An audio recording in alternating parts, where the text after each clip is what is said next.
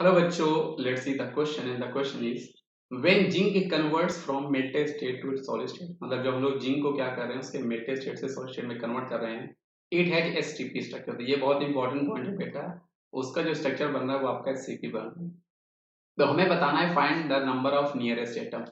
तो बेटा ये जो नंबर ऑफ नियरेस्ट एटम होते हैं, नंबर ऑफ नियरेस्ट एटम होते हैं जिसको हम लोग नाइबरिंग एटम भी बोला करते हैं किसी भी एटम के रिस्पेक्ट में, है ना।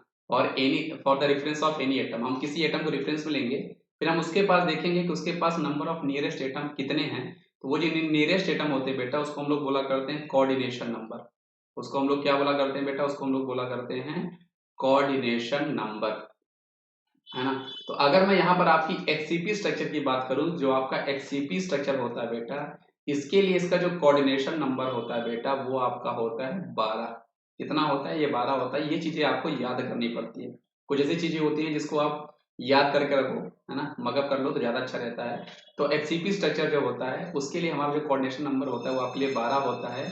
इसीलिए इस क्वेश्चन का जो सही जवाब हमारे पास हो जाएगा बेटा ऑप्शन नंबर सी हो जाएगा 12, क्योंकि क्वेश्चन में उसने हमसे नियरेस्ट एटम ही पूछा है जो कि आपका कोऑर्डिनेशन नंबर होता है। तो आई होप आपको ये कॉन्सेप्ट समझ में आया होगा बच्चों। Thank you.